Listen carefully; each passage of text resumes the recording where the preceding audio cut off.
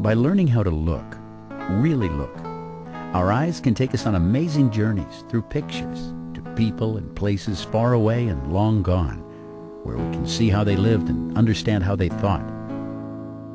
Most museums present their artwork in ways that only let you get so close. On Art Hill, they're narrowing that gap between the artist and the viewer. On a typical visit to the St. Louis Art Museum, you will stroll through various exhibitions, look at the art, not touch the art, and everything on display has been pre-selected, which is wonderful. But there's one department where you're in charge. You call up ahead of time, tell them what you want to see from a huge collection, go in, look at the art, touch the art, and there's a curator there to answer any questions you might have. We're the only department in the museum that has a study room, or in a sense a classroom, for anyone to come in and look at our collection. And what's really exciting is they get to look at it in this big, beautiful new space with natural light. It's incredibly quiet, secluded, and they get to really look at it in a contemplative way. At the St. Louis Art Museum's study room for prints, drawings, and photographs, there are 8,500 prints, 1,500 drawings, and 3,000 photographs. It's one of the richest collections in the world, spanning the work of every continent over several centuries. You don't need to be an artist or art historian to make an appointment. All you need is curiosity and the willingness to put some energy into the experience of seeing. The delight that you can get from looking at beautiful objects, the same kind of delight that perhaps you see when you walk in our galleries and look at a Monet, but the Monet, full of color and so bold and beautiful, it offers something to you right away, like a big screen.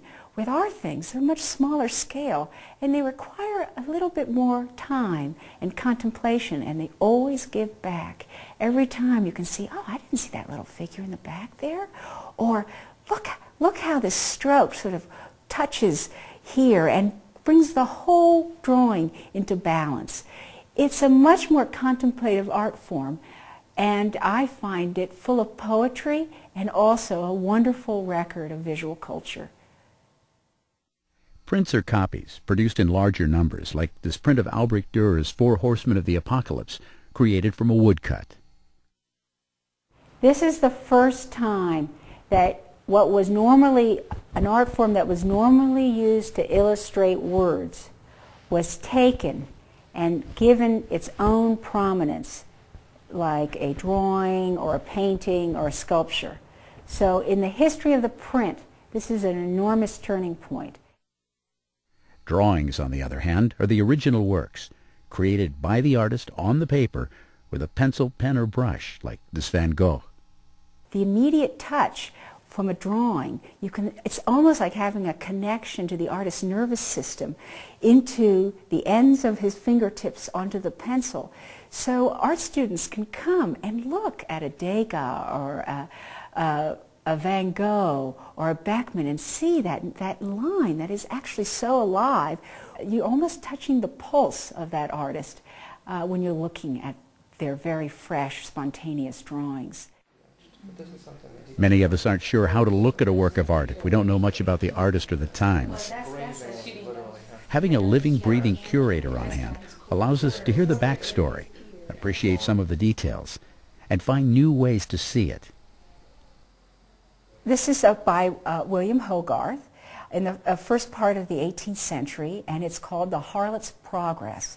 And what you see, this is plate 1. There's 6 plates in this book of images, basically.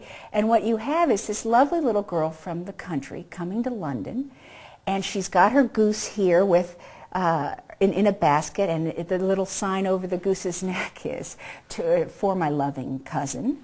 And as you can see, the cousin hasn't arrived yet.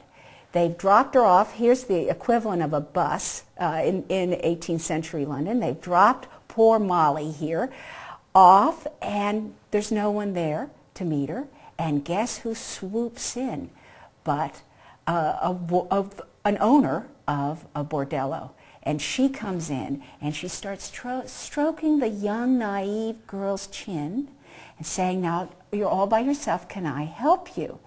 And what happens in this story is, by the end, she, takes the wrong path and ends up dying a very sad death by plate number 6.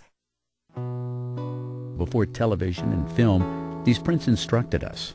Some served as morality tales, guiding us along the path of righteousness. They would hang on walls or be preserved in albums. There were messages on the value of hard work. Here in Samuel Palmer's lonely tower, lazy shepherds gaze at the moon while the industrious farmer climbs the hill toward the light.